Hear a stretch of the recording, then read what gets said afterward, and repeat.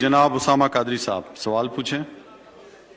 बहुत शुक्रिया जनाब स्पीकर। मैं चंद मिनट के अंदर जो है थोड़ा सा इस ऐवान को क्रिप्टो करेंसी के बारे में आगाही देना चाहता हूं। तो मैं इसमें बताऊं कि 90 की दहाई में इस दुनिया में बाज़गश्त सुनाई दी क्रिप्टो करेंसी की। 2013 में क्रिप्टो करेंसी को इस्तेमाल करने वाले दुनिया में 30,000 लोग थे और जनाब स्पीकर 2021 में 56 मिलियन लोग जिन्होंने क्रिप्टो करेंसी में जो है वो ट्रेड करने लगे। जनाब स्पीकर, इस वक्त हमारे पड़ोसी मुल्क भारत ने 4 एक्सचेंज जो है क्रिप्टो करेंसी के कायम किए हैं। उनमें से एक एक्सचेंज जो है वो वजीर एक्स के नाम से है, जिसका अपना कॉइन जो है $172 मिलियन की रोजाना की बुनियाद के ऊपर ट्रेड कर रहा है। इसके अलावा इसी एक्सचेंज के जरिए $8 करोड़ की मुल्की और आलमी ट्रेड जो है वो एक्स वजीर के एक्सचेंज से हो रही है। जनाब स्पीकर, मैं यहाँ एक बताना चाहता हूँ इस ऐवान को कि इस वक्त पाकिस्तान में क्रिप्टो करेंसी का एक्सपर्ट वकार ज़का, उसने SEC में एक्सचेंज खोलने के लिए एक दरखास्त दी है, लेकिन वो हनूज अभी तक तवज्जो तलब है। जनाब स्पीकर, जब भारत जैसा मुल्क और इस वक्त दुनिया के 75 ममालिक में 24,000 क्रिप्टो ATM जो है वो खोले जा चुके हैं कि जहां से केले और बर्गर भी खरीदारी के लिए क्रिप्टो करेंसी को इस्तेमाल किया जा रहा है। इस वक्त कराची की NED यूनिवर्सिटी के वो तलबा उन्होंने टीन अप कॉइन जो है वो लॉन्च कर दिया है।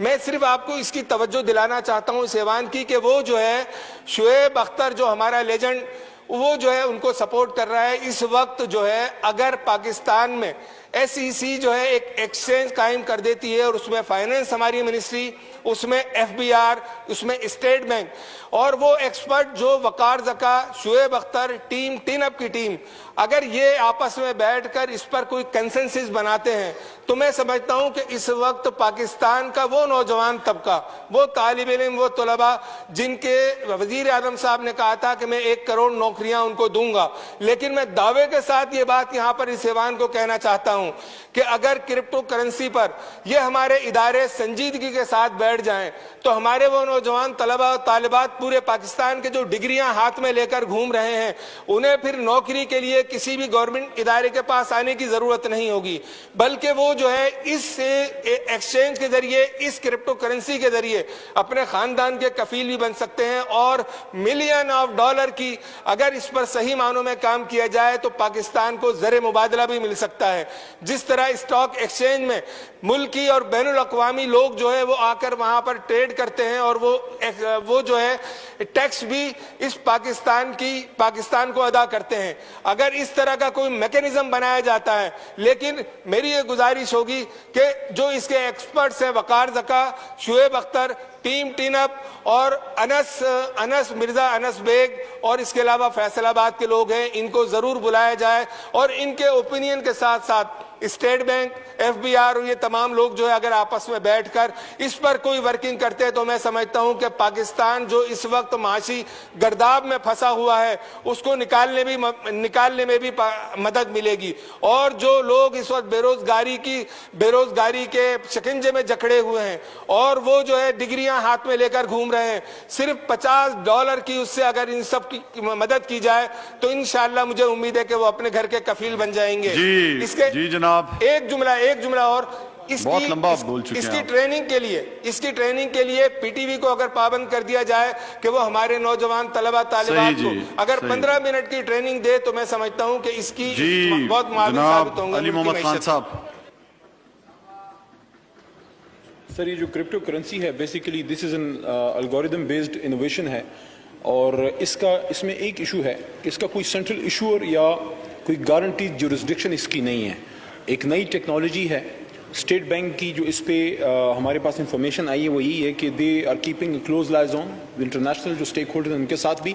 फिलहाल स्टेट बैंक ने सर ये किया है कि उन्होंने इसमें मैं पढ़ भी देता हूँ आपकी इजाज़त से, पैरा का सिर्फ 2-3 लाइनें आपकी इजाज़त से। इजाज़त है sir. SBP prohibited its regulated entities from indulging in any investment, trading in virtual cryptocurrencies and to facilitate their customers in performing cryptocurrency activities. The decision was taken to protect its regulated entities and the depositors from undue losses, which may threaten the financial stability of the country and create systematic risks. तो जिस तरह मैंने पहले अर्ज किया मोहतरम कादरी साहब को कि हम एक नई टेक्नोलॉजी के लिए बिल्कुल ओपन हैं, लेकिन स्टेट बैंक इंटरनेशनल जुरिस्डिक्शंस में स्टेक होल्डर्स के साथ भी राब्ते में है, और इसमें जो एंटी मनी लॉन्ड्रिंग यूनिट्स हैं CFT, जो इस वक्त FATF से पाकिस्तान इंशाल्लाह निकल रहा है, अल्लाह के करम से ग्रे लिस्ट से निकलेगा, तो इन सारी चीज़ों पे हमने फोकस करना है। लेकिन ज़ाहिर है एक नई टेक्नोलॉजी है, आप उस पर दरवाजे भी नहीं बंद कर सकते।